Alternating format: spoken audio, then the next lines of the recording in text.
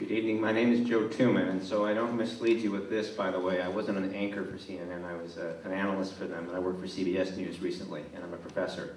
And in the spirit of being a professor, I'm going to try and answer the question tonight, what impact would I have, and what would I do in terms of transportation and land use policy?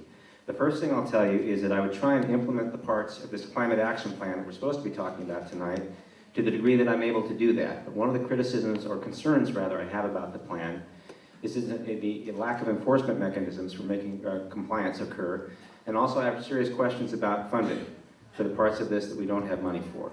So there are good things in this plan, but there are other things that we need to look at if we're going to have the next mayor actually promise to do something that he or she can deliver on. And there are big parts of that plan that I'm not sure we can yet deliver on.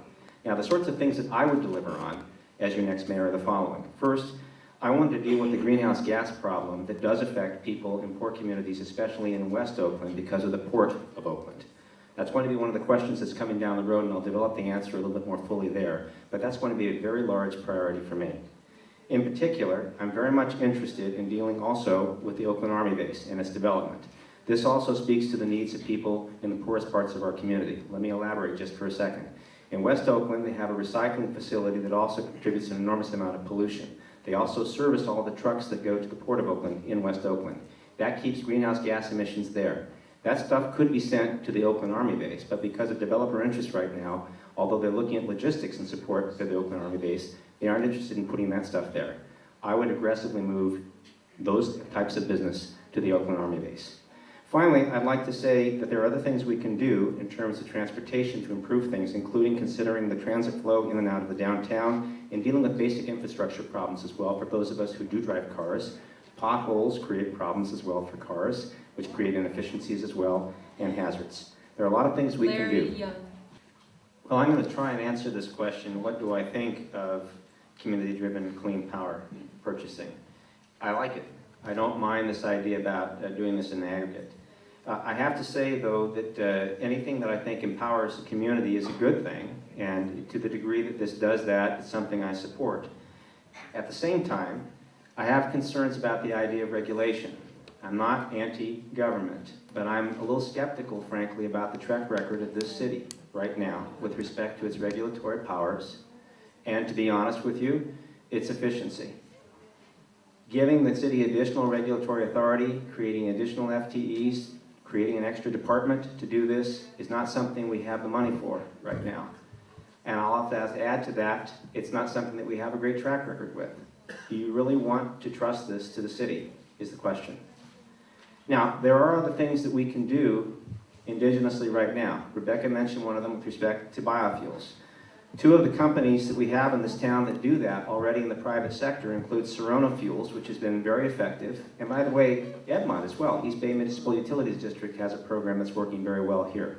We can certainly encourage that both in the public and the private sector to the extent that it's capable, as well as many of the other programs that have been mentioned here tonight and are also included in this climate action plan that we're supposed to be talking about, but we're not really talking about.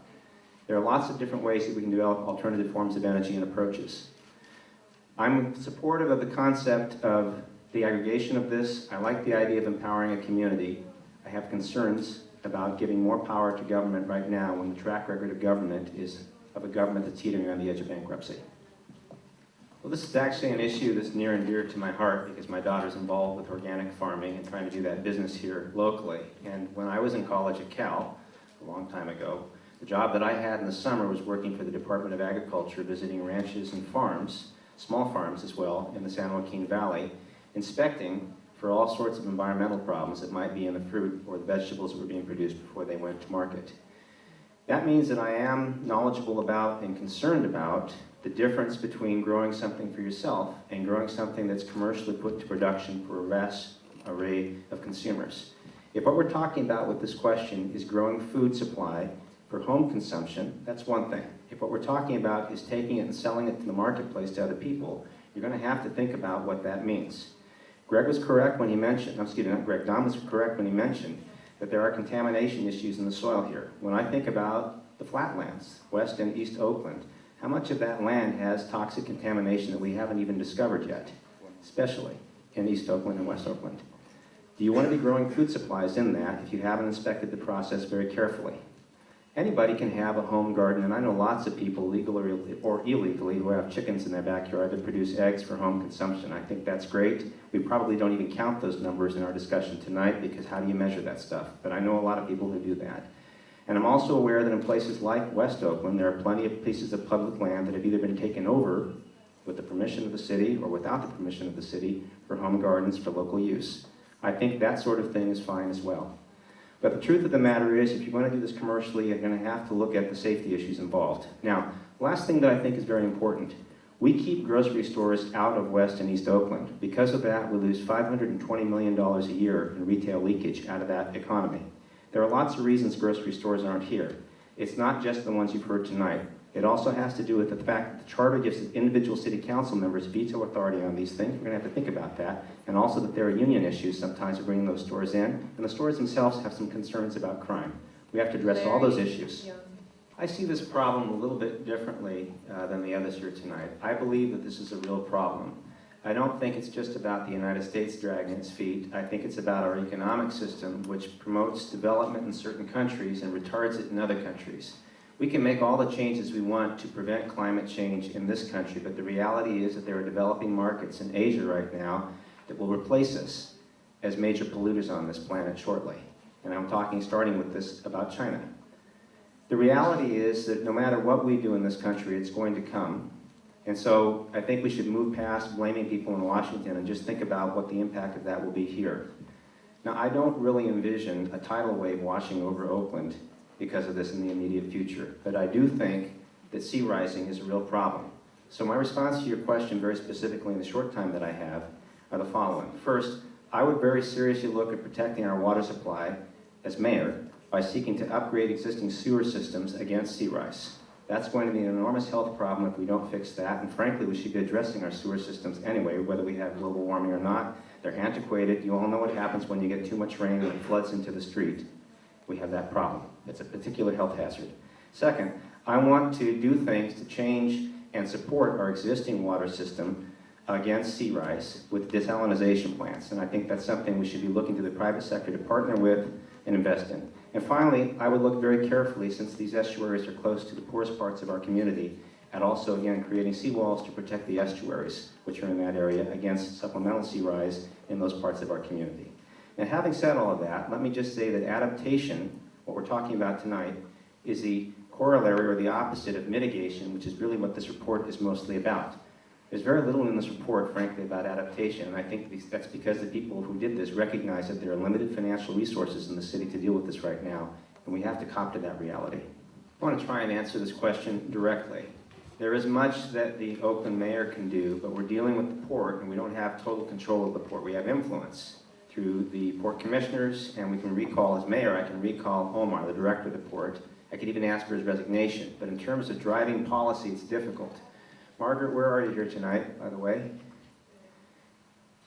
There she is. Thank you. You should all give her a round of applause, by the way. She's a great community activist. Now, when I'm done, we're out in the lobby, you ask her to verify what I'm about to tell you. One of the problems we have with the port is what I told you at the Sierra Club. There are 13 term operators there. They all have separate leases. Their leases are not open in the same years. They stagger them. The language regarding any of these things that we're talking about tonight has to be written into those leases, and they're negotiated separately. That's done through the port. If we're going to fix this and change it, the mayor has to drive the process through the port to have all of those leases recalled at the same time, and the language requiring the sorts of specifications we want put into those leases simultaneously. Otherwise, we're just going to be talking about rhetoric up here. That's not how you do it. Sir, you asked me to make a promise, and can you trust my word? I'm telling you how you have to do it. You have to put the languages in the lease. I will endeavor to do that if I'm your mayor. You have to hold those term operators responsible for this. I will not place this burden on truckers. Now, there's another piece to this that I support that I can't promise. The reality of placing this burden on truckers right now outside of that has to do with deregulation of trucking and the fact that you have separate owners for this and drivers who are now independent contractors. What we'd like to see happen is have those drivers hired back by those companies so that the companies pay for the retrofit. I support that, I'll lobby for it, but I can't wave a magic wand at that. You will have my political support for that, but I can't promise more than that at this point. Finally, let me say that I think it's also very important, once again, that to support that West Oakland community, that we move the servicing of those trucks out of West Oakland and over to the Oakland Army base. I think this question about implementation and enforcement is absolutely critical.